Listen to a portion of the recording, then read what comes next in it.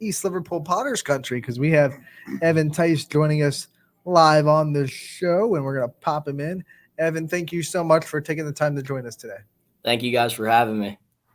Oh, let's talk about the fact that you crushed bomb number 1 on the season last night. Talk about that feeling, and let's ask the stereotypical baseball question of what was the approach in that at bat, and what'd you get? Well, it was the top of the 7th. We were going in. We were going down in the game, so I was 1 for 3 that game, and I was like, I just need to put a ball in play. I need to get it out. There's 2 outs on the board, and I just need to do whatever I can to get on base and maybe drive something for my team to get up. So I saw the first pitch I came, and I get it. I actually thought it was a pop fly, and I'm running. You can see in the video I posted, I was running hard, and then I'm rounding second. I look around.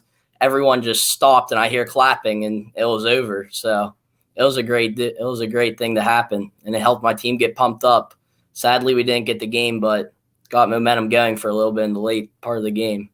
That's got to be one of the best feelings in the world, to not feel like you got it all, and then all of a sudden when you're rounding second, you realize that just went over the fence and I'm going to be able to go to third into home. I mean, when you look at it and you look at hitting a home run and the feeling of that trot and the feeling of seeing your teammates at home plate, just give us that don't get that opportunity. Me and Ty don't hit home runs anymore. What that kind of feels like. I mean, it feels great. It obviously feels great helping your team out, getting an extra point on the board, and it just feels great hitting big hits like that, especially with all the hard work I put in this winter. That's stuff I dream of every day. Talk to me about just the adversity that, baseball players have had to go through too the last few years, with not having a season a couple seasons ago, and last season kind of being limited in the capacity in which you can have games now. Just being able to come back, and it seems like experience baseball when you can, despite the weather now. Right, now it's the weather. Yeah. I mean, obviously my 8th grade year was the COVID year, so I didn't experience it with high school baseball. I was still playing travel and everything late in the year. But, like, our juniors and seniors now, they didn't get to experience that year, and it was hard for them. Like, they only get 3 years of high school baseball, which kind of stinks, but it is what it is. It's hard, like, keeping your arm in shape and keeping the bat going, especially with that long of a break. But you just got to do what you got to do. Little stuff that counts. You know, you talked about the work ethic in the winter and the work that you put in to get to where you are now. Where does that drive come from, that inner spirit to say, I got to continuously better myself in this sport? I mean, I love baseball, and a couple years ago I kind of set myself on a goal that I want to do everything I can to be the best baseball player I can be. So every day I'm working harder than everybody else, trying to be the best I can be. I'm working on the little things that makes me better than everybody. When you look at just hitting as a whole, too, it's so hard to stay consistent when you have a constant stop and go of the weather stopping games or moving games, or you don't know if you're playing today or where you're playing. How do you kind of stay mentally focused, and how do you stay sharp with the stick and being able to still swing a hot bat, too, despite not knowing or playing day to day? I mean, almost every day I'm hitting off a tee. I'm trying to get BP in as much as I can, and my approach to the plate is I just try to get the ball in play every time. I take one at bat at a time. I just try getting the ball in play every time I get up to bat. You know, with guys that have work ethics like you, they're always going to be proud of one thing that they kind of accomplished or one thing that they've kind of really improved on. What was one thing in the winter that you said, I need to get better at this, and now you're seeing yourself get better at it in the spring? Well, I've never always had an arm to, like, throw down or anything. I never was the best at throwing down. And last year, I kind of set myself, like, I need to get my arm. So this winter, I really focused on getting my arm strength up, and you can really tell it's improving. What is the most exciting part about playing for East Liverpool, too? And what is it about East Liverpool that you hold with such high regard when you play with the Potters? I mean, the Potter community is a great community. Everyone has each other's backs, and I love getting on the field with my friends every day. It's cool playing on a team with people you've grown up with every day, and it's just fun getting out there. Now that we talk about the team, we have to talk about the school system and the fact that you go to East Liverpool. And what are some of the things that make the school a great place to be, and the teachers, obviously, that you get to interact with? What kind of things make the whole school system such a proud community? I mean, everybody has each other's backs. It's like a big family in here up on the hill. Like, everyone's understanding. Like, right now I'm in the athletic director's office doing this interview, and all my teachers understand what's going on. Talking about that too, and just talking about that support, you've had some great coaches then throughout your career up until this point, sophomore year of high school. So talk to me a little bit about some of the best advice that you've gotten from coaches that you still take with you today and you still kind of take with you in a day-to-day approach. I mean, obviously, Tommy P's familiar with YSN.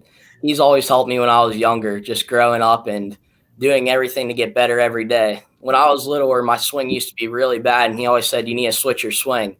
And so a couple years ago when I switched my swing, you could tell it was improving and I got a hang of it. And he just helped me get better every day. And he always had that faith in me. And everybody when I was younger had that faith in me too. And it just really helped push me. You know, you talk about Tommy Pease, and he's obviously a good friend at YSN. Talk about some of the other people in your life outside of baseball that have kind of been role models for you throughout this journey. I mean, obviously, my dad's been a big role model to me. He's always showed me how hard work pays off and just everything like that. And I've always grown up just watching my family and how hard they work, and my coaches and everything like that just helps me. Aside from the obvious answer of saying the home ballpark in your short high school experience, what's been one of your favorite ballparks that you've gotten to play in? That's a hard decision, honestly. Probably my favorite would have to be, I like Slippery Rocks Field a lot. Playing there is cool. Playing Eastwood Field in the summer is cool. A lot of those fields are nice. In the summer, it's a great experience because I get the opportunity to play on a lot of big ballparks, minor league and college ballparks. They're really cool. I just like that. And then like this year, Edison, Harrison Central, they have beautiful parks. When you look at numbers being so important in baseball, what number you wear, a lot goes into it.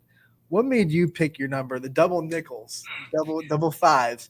What made you pick that? Being little, growing up, watching the Pirates play, I always loved catching, and that was when Russell Martin was the catcher for the Pirates. And I just always grew up loving to watch him, and he was just my favorite guy to watch. And all until his Blue Jays career, I just loved watching him every day, and that just drove me. I used to be a big number 4 guy because that's what my cousin wore, but then I kind of switched it to 55 for baseball because that's Russell Martin's number, and I always liked him. And I kind of changed that into my own thing now. DJ Oakley, I'm sure will appreciate it. Yeah, I'm sure he's right across that door. He's probably letting it go. No, let's talk about this. Let's talk about this East Liverpool community one more time. You've mentioned them. You've talked about them in such high regard too. I want to give you that chance to shout out your support system like we've done with all of our player profiles too. Chance to shout out those people that have been in the stands for you, cheering you on up until this point in your high school career. I mean, it's amazing. My family's always got my back. My friends all have my back. Everyone with the staff at East Liverpool has my back. My coaches, my travel coaches are always there supporting me, and just the whole community is behind my back. So it's a great feeling. And we got some comments, some questions in the comments section. Chris Sigler wants to know: do you have a preference on your bubble gum? Is it double bubble or Big League Chew? Which way you leaning? Probably Big League Chew. Their grape go. flavor is probably the best. I was gonna say, what's the flavor on that one too? Definitely grape. That new grape. I think grape's newer too, because I don't remember grape from old. I remember like the sour apple one they had too. I feel like there's an intimidation factor if the pitcher sees you smile and you're like purple, looking like some kind of alien. Talking about that, is there any superstitions that you have going to the plate or going into games and saying that? I mean, the weird thing is I am totally a disbeliever in superstitions and I hate them. But the sad thing is I do them every day. Like, I always have the same warm-up routine I do, and I always put my catcher gear on a certain way, and I always do the same thing when I go up to bat. I always have a dot on my bat that I look at to focus in, and there's a word in my head I always think of before I go up to the plate to hit. So that just always helps. The question is, do you feel uncomfortable if you don't do one of those things? Right. Yes, I definitely do. So it's a superstition. He would say that he's not superstitious. He does the little stitches, right? All the everything else that's not occurring on a baseball time. And you love baseball so much. What's the go-to baseball movie? Do you have a baseball movie that's your favorite? I mean, obviously, A Sandlot's a good baseball movie. Major League's probably the favorite, though. We watched that in class a couple months ago, and that just really – I liked it a lot. That's a fantastic movie, too. Talking about that, too, another great part about baseball is obviously the walk-up song. Some capacities and some facilities able to do it, others not. But in saying that, if you could have a walk-up song, if you don't, what would it be? My walk-up song right now for home games is Go Hard or Go Home. It was in one of the Fast or Furious movies, and it's just that's my motto. I go hard all day. Get you hype up for the bats for sure. For baseball, it should be go hard and then go home. Yeah. Because if you go hard, you're coming all the way home, right? Sure. He did last night, right? Yeah. Evan, thank you so much for taking the time to join us today. We loved talking to you. We wish you the best of luck the rest of your season, and we know as your career goes on, we'll talk to you again real soon. All right. Thank you. Thank you guys for having me. Thank you.